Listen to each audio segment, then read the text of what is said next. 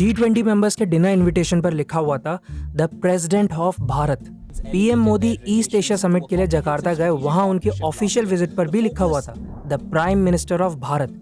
आखिर मोदी गवर्नमेंट को ये अचानक से इंडिया नाम से ऐसी क्या प्रॉब्लम हो गई?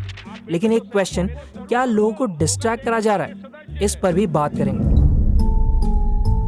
डॉक्टर अंबेडकर जी ने आर्टिकल 1 ये सजेस्ट करा था, India that is Bharat shall be a union of states. India जो भारत है, राज्यों का एक संघ होगा।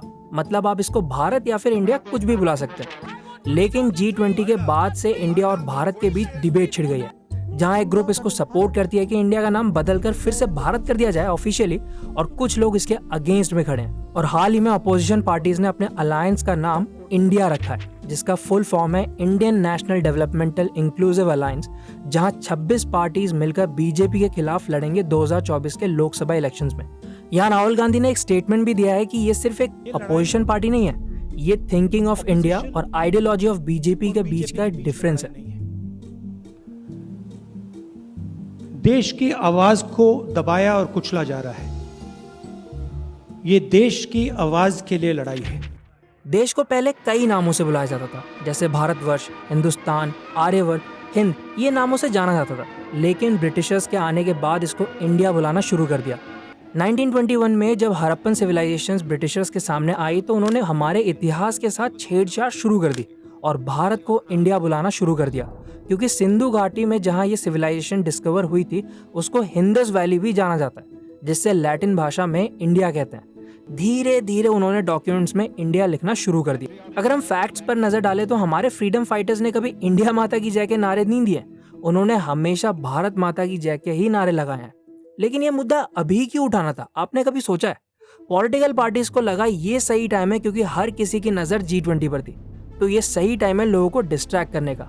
अगर इंडिया का नाम भारत भी हो जाएगा तो क्या unemployment, poverty, pollution, corruption, health sector जैसे बड़े मुद्दे सॉल्व हो जाएंगे? अगर हेल्थ सेक्टर में देखें तो इंडिया के टॉप हॉस्पिटल एम्स की हालत बहुत खराब है, क्योंकि हमने खुद जाकर वहां का हाल देखा। एक डॉक्टर पर दिन के 300 से भी ज्यादा पेशेंट है, जिसके लिए सीनियर्स और बच्चों को घंटों तक लाइन में खड़ा होना पड़ता है वहाँ, और डॉक्टर्स की नीड है। लेकिन गवर्नमेंट इस पर ध्यान ही नहीं देती है, क्योंकि उनको तो VIP ट्रीटमेंट मिल जाता है। पॉल्यूशन के बारे में बात करने से कुछ नहीं होगा, गवर्नमेंट्स को एक्शन लेने होंगे।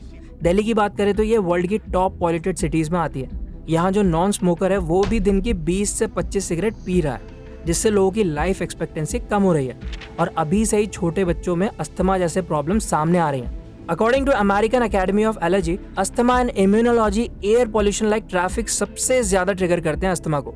ऐसे बड़े मुद्दे को इस इलेक्शन में एड्रेस करना बहुत इंपॉर्टेंट है। As per research conducted by Transparency International, 62% से भी ज्यादा इंडियंस अपनी लाइफ में कभी ना कभी ब्राइब देते हैं गवर्नमेंट ऑफिशियल्स को। इंडिया 85 पर रैंक कर रहा है ट्रांसपेरेंसी इंटरनेशनल इंडेक्स में, लेकिन इस मुद्दे पर कोई बात ही नहीं कर रहा है। पॉलिटिकल पार्टीज गरीब लोगों के मुद्दे पर कम ध्यान देती है। नोटबंदी के टाइम पे भी कोई अमीर आपको लाइन में खड़ा नहीं दिखा होगा, क्योंकि उसका पैसा तो पहले ही एक्सचेंज कर दिया होगा।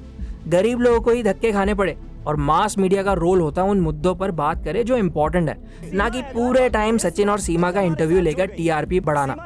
कुछ मीडिया चैनल्स को पॉलिटिकल पार्टीज भी इन्फ्लुएंस करती हैं, इसलिए असली मुद्दे हमेशा दब जाते हैं। यहाँ जनरल पब्लिक को देखना होगा कि वो भारत नाम पर वोट दें या फिर इंडिया के नाम पर, इससे कोई फर्क नहीं पड़ता है। फर्क इससे पड़ता है कि क्या उसके घर में खाने को है, क्या उसके पास एम्प्लॉयमेंट है, क्या उसके पास पीने के लिए साफ पानी है, क्या वो गवर्नमेंट की योजनाओं से अवेयर है जो उसे आगे बढ़ने में मदद करें। इंडिया के एनुअल रिटेल इन्फ्लेशन ने 15 मंथ्स का हाई टच करा था।